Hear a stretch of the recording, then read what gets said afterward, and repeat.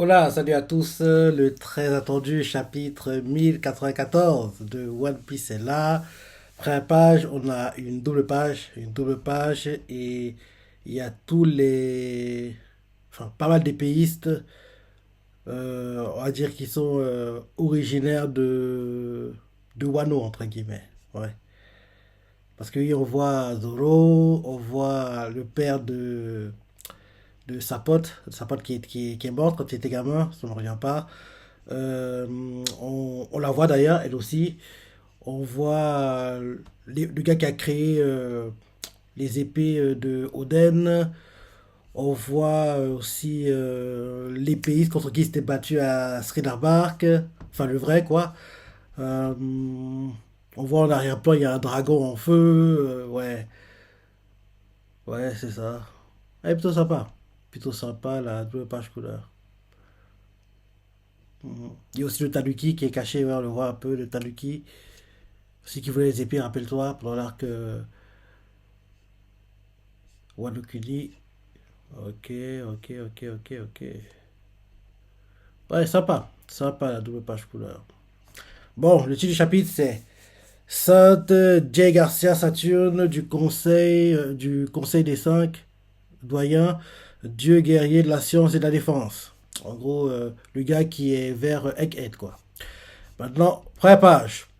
C'est une sorte de flashback, on nous montre l'une des Vegapunk qui fait débarrasser l'île de tous les soldats. Et là, en gros, on nous montre à nouveau la hiérarchie de contrôle sur les pacifistas, quoi. Parce que oui, là, actuellement, c'est entre guillemets un Vegapunk qui donne un ordre pour arrêter les pacifistas. Et en gros, l'ordre, celui qui a le plus d'ordre, celui qui a le plus de pouvoir, entre guillemets, sur les pacifistas, c'est le Gorosei. En dessous, Vegapunk. En dessous, c'est Tomaru. En dessous, ceux qui ont en fait des puces, quoi, l'autorité, comme les gars du CP en ont, quoi. Comme en gros, Rob Lucci et compagnie en avaient, quoi. Donc, en gros, là, on fait comprendre que, vu que là, maintenant, c'est un Vegapunk qui donne l'ordre, logiquement, les pacifistas vont obéir, quoi. Et vu le titre du chapitre, on comprend par là que, oui, le gars du Gorosei va jouer un rôle important. Peut-être qu'il va réactiver les pacifistas pour attaquer à nouveau les Boogies. Enfin, on va voir. Donc, oui, c'est sorte de flashback, quoi, vu comment c'est. En gros, on nous montre l'un des Vegapunk, quoi, est fait. Débarrasser l'île de tous les soldats. Et là, on nous remontre la hiérarchie, quoi. Gorosei en un, Vegapunk en 2, Sitomaru en 3. Et ceux qui ont des puces en 4. Et là, derrière, en gros, on voit les marines dans l'île. Ils font, hein, un ordre de Vegapunk. Les affaires se gâtent. Ils commencent à paniquer. Et là, les pacifistas reçoivent l'ordre. D'un coup, eux qui avançaient, quoi, ils se retournent, ils utilisent en gros les techniques de Kizaru sur les barils qui sont en train de fuir, quoi. Et là, on voit les gars qui font éloignez-vous des pacifistas. Explosion à gauche et à droite. Et on les voit qui se cachent, quoi. Il y en a qui crient parce qu'ils sont touchés par l'explosion. Il y en a qui crient de douleur, quoi. Pacifista, paume de la main, en gros, rayon à la vitesse de la lumière, quoi, par la bouche aussi, ils attaquent à gauche et à droite, quoi, ils sont inarrêtables. Là derrière, on voit des marines dans deux fait ah, ça signifie que Vegapunk est descendu de son perchoir. Et là derrière, ils voient un truc dans les airs, quoi, ils font là-haut, c'est lui. Un autre fait, on voit quelqu'un qui fait Atlas, aide-moi à chercher Bonnie. Ça va être Frankie, ça, si je me trompe pas, parce qu'ils sont ensemble. Ouais, c'est bien eux. D'en haut, on voit Atlas qui crie Bonnie Bonnie. On voit Frankie qui fait hé, pourquoi tu fonces droit vers le sol? Parce que c'est Vegapunk qui contrôle on va dire la petite navette spatiale, quoi. Donc, en gros, on voit Frankie qui le fait hé, pourquoi tu fonces droit vers le sol? On est en train de tomber là. Derrière, on voit Vegapunk qui fait la propriété des Ilonambus est de coller les uns aux autres. Et là, derrière, on voit Sandy qui est avec eux. Il fait ma petite Bonnie. Il cherche aussi Bonnie, quoi. Et, euh, et derrière, Vegapunk continue son speech et fait et comme les pneus de ce Vegatank sont faits de cette matière, on ne risque pas de s'écraser. Et là, derrière, Sandy fait je l'ai trouvé. Derrière, Frankie fait t'es sûr de toi, Sandy? Et Sandy fait mon radar à femme s'est-il déjà trompé par le passé? Il fait gars, tu me connais, gars, je me trompe jamais pour ce genre de choses. Allez, joli. Donc, en gros, ils sont en train de tomber du ciel, quoi, depuis le Vegatank. Et on voit Atlas qui fait Bonnie, Bonnie. Derrière, on voit Frankie qui est à l'intérieur. Il fait hé, pourquoi tu fonces droit vers le sol? On est en train de tomber là. Vegapunk lui fait le vrai, il lui fait la propriété des Ilonambus est de coller les uns aux autres. Derrière, on nous montre Sanji qui fait ma petite Bonnie, lui aussi qui crie quoi. Et Vegapunk continue sa petite explication et il fait. Et comme les pneus de ce Vegatank sont faits de cette matière, on ne risque pas de s'écraser. Derrière, Sandy fait je l'ai trouvé. Et on montre Frankie qui a pas l'air d'y croire. Il fait t'es sûr de toi, Sandy? Et Sandy le regarde d'un air gars, tu te moques de qui là? Il fait Morada, la femme, tu t'es déjà trompé par le passé? Il dit ça comme ça, l'air énervé. Derrière, Vegapunk qui continue de contrer le Vegatank, il fait je doute de la valeur scientifique d'un. Il fait je doute de la valeur scientifique d'un tel radar. Mais tu as toute ma confiance. Non, oui, en gros, oui. Sandy fait mon radar a femme s'est-il a trompé par le passé? Et là, derrière, il y a pas qui entend, il fait je doute de la valeur scientifique d'un tel radar, mais tu as toute ma confiance. Et, et là, derrière, on voit Sandy qui fait merci. Par contre, ce tank est trop lent comparé à la passion qui me dévore. Je pars devant. Et Sandy utilise le Geppo, il part. Et ils font Sandy, parce que oui, Sandy a pas le temps d'attendre, quoi, il se dépêche. Derrière, on nous montre Bonnie qui est caché. Et là, en gros, on voit que quelqu'un l'attaque et on lui fait te voilà, Bonnie la pirate. Et Bonnie sur sa tête, ouf, les pacifistas sont devenus nos alliés. On la voit qui, en gros, sort de sa cachette. Elle est attaquée par un marine. Et là, on la voit qui tient un truc à la main. Et, et là, derrière, on la voit qui fait Jerry, on voit les marines qui font Jerry Bonnie est ici. Et on la voit qui balance un truc, le truc qu'elle tenait de balance, quoi. Et elle fait Near Death Experience. C'est quoi ça? Ah, ok. Elle a balancé un truc sur la tête du marine, quoi. Et le marine a eu l'impression qu'il était en train de mourir. Parce qu'on voit, genre, que son corps devient une sorte de. Les os, quoi. Et d'un coup, il redevient normal, quoi. Comme si c'était une sorte d'hallucination, quoi. Mais en gros, elle lui a fait faire l'expérience de la. Comme si c'était proche de la mort, quoi. Parce que oui, l'attaque s'appelle Near Death Experience. Bah oui, c'est ça. Donc, ouais, elle lui a balancé un truc sur la tête. Et le truc qu'elle lui a balancé, cela fait vivre ce qu'on vit quand on est proche de la mort, quoi. Et en gros, c'est comme si c'était vrai. Ça lui arrivait vraiment, quoi. Et d'un coup, ça part. Parce qu'on voit qu'il fait. Ah et d'un coup, il fait. Hein? Parce qu'il n'y a rien, quoi. Et là, d'un coup, en fait, le choc, quoi, d'avoir vécu mort proche, quoi, il tombe KO, quoi, derrière. Il tombe KO. Donc, derrière, on voit le marine quoi KO, il y a de la mousse qui sort de sa bouche et on voit derrière l'un des marines qui est pas très loin, il fait hé, qu'est-ce qui vous arrive? Et là derrière, le gars qui a été touché, ceux qui ont été touchés par la en gros, le niveau de cette expérience, quoi, l'un d'eux fait j'ai aperçu le fleuve des enfers! Le fleuve des enfers! Et là, derrière, on voit Bonnie qui fuit, quoi, parce que oui, elle a réussi à, en gros, faire que les marines l'ignorent, quoi, parce qu'ils sont focus sur les WC. Et on voit l'un d'eux qui la suit toujours, le gars, il fait attends, Bonnie! Mais Bonnie fuit, elle a pas le temps. Et là, derrière, on la voit qui court, court, court. Elle arrive face à un pacifista. Et le pacifista fait tu ne t'échapperas pas. Et Bonnie comprend pas. Elle fait hein? Comment c'est possible? Elle comprend pas parce que les pacifistas étaient censés obéir au Vegapunk normalement. Donc, elle comprend pas. Et là, derrière, on nous montre que, en gros, derrière le pacifista, il y a quelqu'un. En gros, quartier général de la marine, vice-amiral, Bluegrass. Donc, en gros, on comprend que c'est Bluegrass qui contrôle le pacifista, quoi. Et. Là derrière, on voit Bluegrass qui fait. Je me suis permis de prendre le contrôle d'une de ces machines. Je peux chevaucher tout ce qui existe. Le fruit de la conduite a fait de moi la femme pilote. Ah, ok. Donc, en gros, qu'elle touche quelque chose, elle peut le contrôler, quoi, grâce à son fruit d'aimant. Ok, parce que ce papier n'est pas censé pouvoir contrôler le pacifista parce que normalement, là, actuellement, c'est les Vegapunk qui ont le contrôle sur eux, quoi. Donc, en gros, c'est grâce à son fruit d'aimant qu'elle peut contrôler le pays, soit le pacifista. Donc, oui. Quartier général de la marine, vice-amiral, Bluegrass. Et derrière, elle fait. Je me suis permis de prendre le contrôle d'une de ces machines. Je peux chevaucher tout ce qui existe. Le fruit de la conduite a fait de moi une femme pilote. Si je te tue, est-ce que ça délivrera mes soldats du sort que tu auras lancé? En gros, Bluegrass demande. Et on voit le pacifista qui ouvre la bouche, quoi. Après, on voit les rayons de laser, les faisceaux à la vitesse de la lumière, quoi. Et là, Bonnie, au départ, elle s'arrête d'un coup, et quand elle voit le pacifista, elle voit son père, doit se dire dans sa tête, papa, et là derrière, Bluegrass fait au pacifista, rends-le, rends leur âge à mes hommes. Et là, le pacifista, en gros, envoie son attaque, Bonnie évite, explosion à côté d'elle, mais elle est en gros éjectée à cause, en gros, des déflagrations, on va dire, quoi. Et la qui tombe par terre, et là derrière, on voit Sandy qui s'approche, et il fait, ma petite Bonnie, c'est pas le moment de rêvasser. Elle a fait ah la jambe noire et Sanji lui fait j'ai appris que Kuma était ton père mais si tu ne fais pas la part des choses tu risques de et là derrière on voit un amiral quoi l'amiral qui te battait contre Bonnie quoi qui arrive pour frapper Sanji le remarque et il évite l'attaque qu'il était censé recevoir. Et le gars qui attaque, il fait l'attaque le marine qui attaque, l'attaque qu'il envoie s'appelle Marteau de la loutre de mer. En gros, il frappe quoi, il détruit les rochers. Sandy qui a attrapé Bonnie quoi en train de fuir.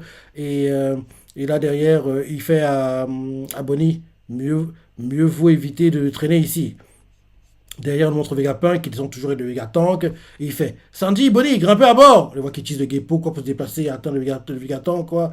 Et en gros, on voit derrière Sandy qui fait Vegapunk. Et là, derrière, on nous montre Atlas qui fait les pacifistas sont désormais avec nous. Replions-nous à l'étage du dessus. Et là, en gros, ils sont en train de fuir. Et là, change de point de vue, étage du laboratoire. Et on montre le laboratoire. Combat en cours, Luffy contre Kizaru. Kizaru fait désolé, mais si je continue de faire joujou avec toi, je ne pourrai pas accomplir ma mission. Et quand il parle, on voit qu'il a l'air essoufflé. Parce qu'il fait à la fin de sa phrase. C'est la première fois qu'on le voit essoufflé. Donc ça montre que oui, Luffy était devenu plus fort. Ce qui est un peu. C'est normal, mais c'est bien de le voir, entre guillemets. Parce que parce que je rappelle toujours à. Oui, Chabandi, comment il les a laminés. Bien sûr, Marineford, donc en gros, oui, Luffy, seulement en guerre secondo, quoi, il fait ce qu'il peut, mais il n'a pas le niveau. En plus, il n'a pas de haki à l'époque.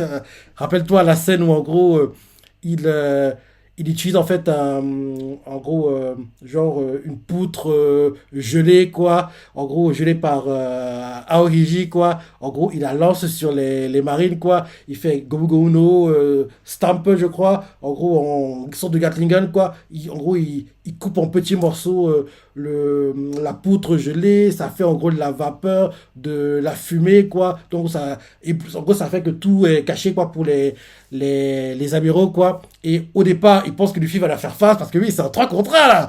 Mais Luffy il se dit non, j'ai pas le temps, je vais sauver Ace, quoi. Donc, en gros, il balance ça sur les amiraux, quoi, pour en gros les distraire. Derrière, Garde Segundo, il les évite, il essaie d'aller rapidement atteindre l'échafaud, quoi. Mais il n'est pas assez rapide parce que, oui, Kizaru, il le voit passer, il fait, mais gars, t'es trop lent. Il arrive, coup de pied, Luffy va s'écraser contre un mur, quoi. Bref. Quand je vois ces scènes-ci, quoi, je pense toujours au moment où Luffy était nul face à lui, quoi. Luffy n'avait même pas le niveau pour, en gros, être face à un gars comme ça. Là, maintenant, ils font jeu égal et c'est plutôt cool. C'est plutôt cool, quoi. Donc, quand je vois Kizaru, je pense toujours à Shabanji, où il bat tous les supernovas, rappelle-toi.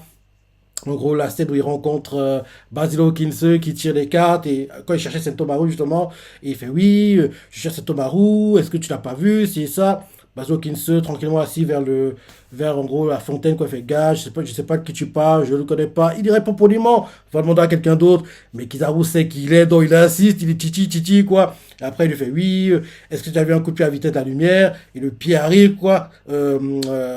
Basilo Kinse voit le coup de pied arriver, mais c'est trop rapide, il a pas le temps de bouger quoi. Il encaisse, il va s'écraser contre un bâtiment. En simultané, on le montre au port, il y a des personnes quoi, qui chargent leur bateau quoi, et l'un d'eux, il va s'écraser contre un mur quoi. Donc comme ça on nous montre comment marche le fouillement de Basilo Kinse quoi. Et ensuite derrière le combat continue, enfin il y a Urouge qui arrive, Jess Drake, mais bon, ces parties-là m'intéressent pas vraiment, quoi. Mais en gros, ces deux-là arrivent, quoi, et Kizaru continue de se. Et il y a aussi un pacifista qui arrive, quoi, et d'ailleurs, c'est là que Jess Drake fait oui, donc en gros, ils ont réussi à faire que les pacifistas et les attaques de Kizaru, parce que à l'époque, ils étaient à la marine, quoi, ils n'avaient pas encore atteint ces niveaux-là, mais là, il est surpris de voir l'évolution des pacifistas. Donc derrière, Kizaru continue son petit combat contre Basilo Kinse. Et à un moment, en fait, Basilo Kinse, on a marre, il fait le Go Manoso, quoi, en gros, l'épouvantail, quoi. En gros, il prend des clous, il veut créer une poupée vaudou, quoi. Il essaie de toucher Kizaru, mais Kizaru disparaît. Kizaru l'éblouit, il fait Ah, mais gars, il voit plus, quoi. Kizaru continue de tirer dessus, et puis vaudou tombe, quoi, mais pas d'effet. Derrière, Unari qui était caché, qui regardait les combats, quoi. Il sort du bois, commence à faire son petit showcase, quoi. Il coupe le poignet droit, si je me rappelle bien, de Kizaru.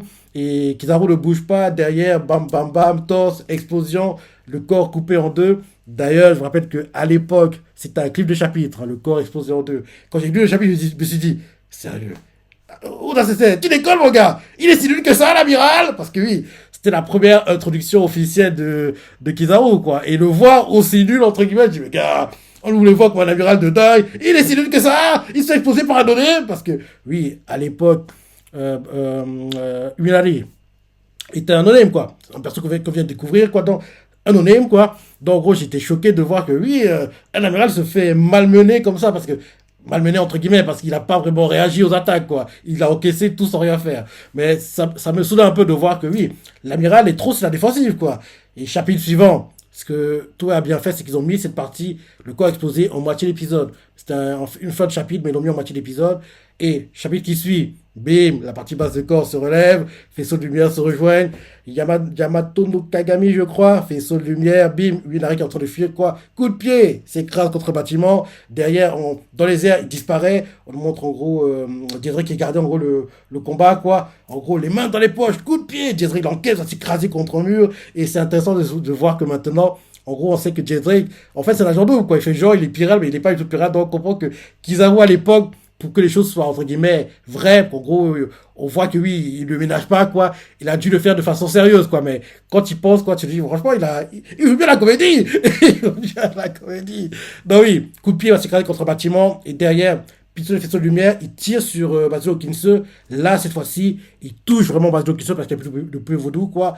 Qu'il va pour en gros le finir, quoi. Derrière, il reçoit l'appel de Sentomaru, quoi. Il se trompe de Denbushi parce qu'à chaque fois, quand il répond, il veut répondre avec celui qui sert à intercepter les appels, quoi, qu'il a utilisé d'ailleurs pour écouter l'appel entre les gars du Gorosei, avant qu'ils se battent contre Luffy, quoi. Donc il se trompe tout le temps, quoi. Donc il peut répondre avec celui qui intercepte les appels, quoi, et derrière il répond avec le bon. Sentomaru lui fait oui, c'est bon, j'ai trouvé les Mugi, viens me rejoindre. Et là derrière, il va rejoindre Sentomaru, les Mugi tabassés, oui, Riley qui les sauve, séparés, bref, tu connais l'histoire, quoi. Donc quand je vois à chaque fois Kizaru, je pense à Marineford et son combat contre Marco, Luffy qui face aux trois essaie de fuir pour atteindre Ace, et bien sûr je pense aussi à Shabondi, quoi, quand en gros il bat les Supernova et en gros participe indirectement à la séparation des Mugi à la fin de l'arc Shabondi. Bref, ça pour dire que j'adore le perso, quoi. Donc Kizaru nous fait désolé, mais si je continue de faire je joue avec toi, je ne pourrai pas accomplir ma mission. L'air essoufflé, Luffy le regarde en souriant et lui fait ça tombe bien, je suis là pour t'en empêcher. Luffy aussi essoufflé, quoi. Et ensuite, en gros, on les voit toujours dans les airs, quoi. On voit que Kizaru est en train de fuir et en gros, Luffy le colle, quoi. Et Kizaru fait quel colpo. Il fait hé, attends, parce que Kizaru fuit le combat, quoi, comme si, parce que oui, il doit accomplir sa mission, quoi. Kizaru veut éviter le combat parce qu'il a bien compris que, parce que vu comment il parle, il a l'air essoufflé, il a compris que pour le battre, je devrais en gros cravacher, quoi. Ce sera très compliqué. Et si je dois battre Luffy et derrière faire ce que je suis censé faire, trop de choses, quoi. Et on sait en plus que c'est un flemmard, le type, donc, oui, il veut faire le minimum, quoi. Donc, il préfère en gros faire sa mission et ignorer Luffy. Il essaie de fuir, quoi, mais Luffy le suit. Luffy le suit, il fait hé, attends. Luffy le suit dans les airs, quoi. Et derrière, on nous montre Luffy qui suit Kizaru. Et on voit que Kizaru arrive vers où il y a le combat, apparemment, Zoro contre, contre Rob Lucci, quoi. Parce que Kizaru, il fait, il voit les choses, quoi. Luffy le suit. Et là, Zoro le voit, il fait, qu'est-ce que... Et là, Rob Lucci le voit, il est surpris aussi, quoi. Il voit Kizaru, il est surpris. Derrière, on nous montre Jinbei qui fait, il se passe un truc bizarre. Et là, derrière, on nous montre... non, c'est l'ami qui fait, il se passe un truc bizarre. Et derrière, on nous montre Usopp qui fait, vite, grouillez-vous. Derrière, on nous montre un marine non quoi, qui fait... Non, ça ne peut pas. Et là, derrière, quelqu'un fait arrêtez-vous, pacifista. On nous montre en gros les navires de la marine, quoi, et quelqu'un crie depuis un haut-parleur, quoi, depuis les navires arrêtez-vous, pacifista. Au départ, on nous cache la tête, mais vu le titre du chapitre, logiquement, ça doit être, oui, le gars du Gorosei, quoi. Et là, les pacifistas, d'un coup, s'arrêtent, et on voit Atlas qui fait comment ça se fait? Les pacifistas ont cessé de nous protéger. Et là, derrière, on voit, il fait hé, obéissez-nous! Hein? Les seuls détenteurs d'une autorité supérieure à la nôtre sont les 5 doyens. Et là, derrière, les marines, quoi, ils voient qu'il y a un cercle qui se crée vers eux, et ils font un cercle magique. Et là, derrière, en gros, ceux dans le Vega Tank, quoi, ils font ça ne sent pas bon, dépêchons-nous de remonter. Quelque chose approche, ils sont en train de fuir. Et là, quelqu'un par haut-parleur fait attention de tous les soldats présents sur l'île. Saint Saturne du Gorosei s'apprête à débarquer sur Egghead. Ils font quoi? Un doyen? Et là, derrière, J Saturne, en gros, il arrive quoi et les marines font. Seuls les officiers d'un grade égal ou supérieur à celui d'un contre-amiral sont autorisés à le voir. Hmm. Et là, derrière, on voit ceux dans le Vigatan, quoi, ils font. C'était quoi cette explosion? Et un autre fait. Un doyen, il aurait fait le déplacement jusqu'ici. Et là, l'un des Bogies fait. C'est quoi un doyen? Et là, Vegapunk, il fait. L'un des membres de la plus haute instance du gouvernement mondial. Franck, il fait. Hein? Vegapunk fait. Nous devons absolument quitter cet endroit, accrochez-vous. Et là, derrière, on voit en gros le cercle où Saturne va apparaître, quoi. Sanji le voit, il fait. Quelqu'un vient d'apparaître dans le cercle. Et on voit qu'en gros, il y a en gros de nombres noirs qui apparaissent et ça. Les marines qui sont pas très loin font c'est quoi ce truc? Une sorte de monstre? Un autre fait tais-toi! Je suis sûr de rien, mais à mon avis. Et là, Saturne, en gros, il, il, il tire sur ceux qui le regardaient. Ah non, il a tiré sur le gars qui l'a traité de monstre. Ouais. Il lui a tiré dessus ou quoi? Hmm. Enfin, le gars était attaqué par quelque chose, quoi. On dirait qu'il lui a tiré à la tête, quoi. Parce que le gars qui a fait, c'est quoi ce truc? Une sorte de monstre? Et en gros, un autre derrière fait, tais-toi, je suis pas, je suis sûr de rien, mais à mon avis, et là, avant qu'il puisse terminer sa phrase, le premier qui parlait, bim, il ressent un truc dans la tête, quoi, et le sang gicle. Derrière, on voit Saturne qui nous fait, je n'avais pas mis les pieds sur la terre ferme depuis une éternité. Et on le représente, quoi. Saint J. Garcia, Saturne, Gorosei, membre du Gorosei, plus haute instance mondiale, Dieu guerrier, la science et de la défense. Et derrière, on voit Bonnie qui fait d'où il sort ce monstre? Sanji fait là-haut, attention, esquivez! On voit qu'il y a un truc qui tombe du ciel, quoi, une lumière qui tombe du ciel. Et on voit que, genre, l'îlot Nimbus, quoi, a séparé le Vegatan que de l'îlot Nimbus de base, quoi. Donc, en gros, là, il va tomber, quoi. Il va tomber, et on voit, en gros, que Jay Saturn, le Vegatan, en train de tomber, quoi, dans les airs, il fait zut, je les ai ratés. Ah non, qu'est-ce que je disais? C'est qui ça? C'est c'est Kizaru, peut-être? De tout. Oui, c'est Kizaru, je me disais bien. Parce que oui, en gros, il y a une lumière qui est tombée du ciel, quoi, qui a séparé, en gros, l'îlot Nimbus, quoi, du Vegatank. Donc, en gros, ça fait que maintenant, le Vegatank est en train de tomber du ciel, quoi. Parce qu'avec l'îlot Nimbus, quoi, ils pouvaient monter, mais ils montaient lentement, mais monter tranquillement jusqu'à atteindre le niveau où ils sont protégés, quoi. Et dans les airs, quoi, il y a en gros une lumière qui est tombée, qui a séparé le Vegatank des îlots Nimbus, quoi. Et en gros, ils regardent dans les airs, ils font, c'est qui ça? Et Kizaru fait, zut! Je les ai ratés de peu. En gros, il a fait une sorte de pichenette, quoi. Et la pichenette qu'il a fait avec le doigt, ça fait en gros un faisceau de lumière à une vitesse de dingue, quoi. Et ça a séparé l'îlot Nimbus, quoi, du Vegatan, quoi. Derrière, Luffy arrive, quoi. Et Luffy le poursuit. Et lui fait tu vas voir, Kizaru! Et Kizaru le regarde du coin de l'œil et lui fait arrête, ça suffit. Je sais que tu ne peux pas rester sous cette forme bien longtemps. Derrière, on voit Frankie qui voit tout ça, parce qu'ils sont en train de tomber du ciel, quoi. Ils voient ce qui se passe au-dessus. Ils font on compte sur toi, Luffy! Fais-lui sa fête! Et là, derrière, Kizaru prépare à nouveau une pichenette, quoi, à la vitesse de la lumière.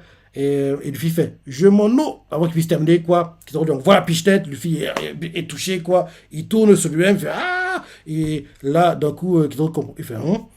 Et Luffy en gros tourne sur lui-même quoi. En tournant sur lui-même, il gagne en vitesse et il fait une attaque qui s'appelle Gomu Gomu no Star Gun. Ouais, Star Gun, ouais. Et en gros, il donne un coup de pied dans la tête de. Comme si dans la tempe de Kizaru, quoi. Le pied passe au travers et, et Kizaru fait. Sur ce coup, il m'a eu. Et là derrière, on voit Luffy fatigué, il fait j'en peux plus. Et ils font Luffy. On montre Jagger Saturn, quoi, qui reconnaît en gros la forme de Luffy. Il se dit dans sa tête Nika. Parce qu'il reconnaît en gros l'apparence du Garfist, quoi.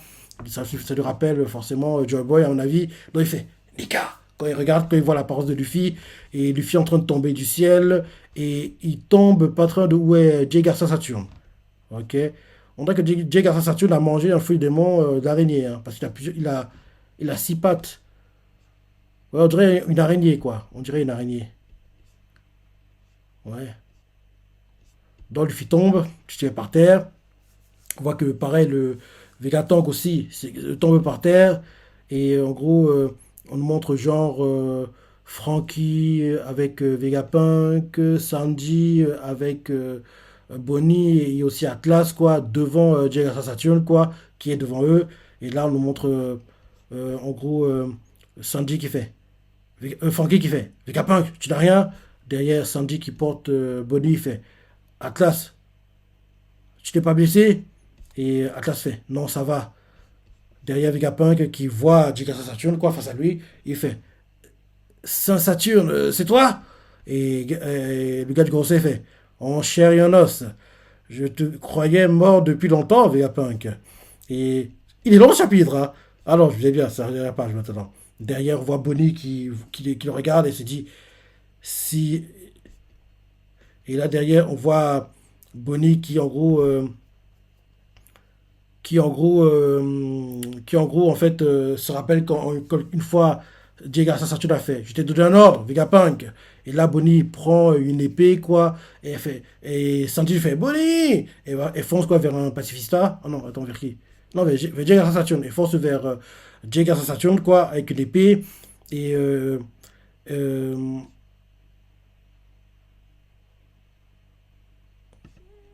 ok. Et en gros, elle fonce, quoi, elle se dit, il est hors de question que tu lui laisses sa conscience. Mais dans ce cas, Kuma. Attends, c'est qui? C'est un. Je comprends pas. Ok. En gros, on dirait que quand elle attaque Jigga Saturn, quoi, elle se rappelle des paroles qu'elle a entendues, quoi. Genre, quelqu'un avait fait je te donne un ordre, Vegapunk, et là derrière, quand elle est en train d'attaquer, elle se rappelle des paroles que quelqu'un avait fait il est hors de question que tu lui laisses sa conscience, mais dans ce cas, Kuma, et là, maintenant, elle plante Jagger Saturn, quoi, avec l'épée, le sang gicle, elle écrit ça Saturne! Elle le plante, en le plantant, elle a les larmes aux yeux, et là, c'est la fin du chapitre. Ok, ok, ok, ok. Très bon chapitre. Très bon chapitre. Quand on arrivera dans ces parties à l'animé, ce sera la folie! Ce sera dingue! Ce sera dingue, quoi. Mais c'est dans un an, je dirais. Ouais. Automne 2024, je pense. Ouais. Parce que là, l'animé est en train de commencer. Enfin, on n'a pas eu l'épisode aujourd'hui, mais. Si, on a eu l'épisode, mais c'était un recap, quoi. On n'a pas eu l'épisode qui adapte le manga. Euh, Là, pardon. Là, on va commencer la fête. Après la défaite de Kaido. Après ça, justement, il y aura en fait l'un des amiraux qui va arriver. On va voir comment il se bat, c'est ça. En plus, j'ai lu comme quoi, apparemment, le CU de Bergo, il va prendre le rôle, quoi. C'est celui qui joue Sukuna dans Jusqu'à la scène. C'est lui qui joue Yami dans Black Clover. Il joue qui d'autre sinon? Hmm, comme perso que j'ai bien aimé. Grimjo dans Bleach, si je ne me trompe pas aussi. Et ouais, c'est donc qui me vient en tête comme ça. Et Aomine dans Kuroko no Basket. Ouais. Armin dans Kokoro Basket, Grimjo dans Bleach, Bergo dans One Piece déjà, et Yami dans Black Clover. Et là maintenant, en gros, il va jouer aussi. Ils ont changé de CU parce qu'à la base, c'est pas le même, hein. Il va jouer maintenant l'amiral qu'on verra prochainement à Wano, quoi. Dans, oui, la fête, l'amiral qui arrive, réaction mondiale, derrière ce qui s'est passé à la rêverie, en gros ce qui s'est passé à l'île de la Ruche et ça.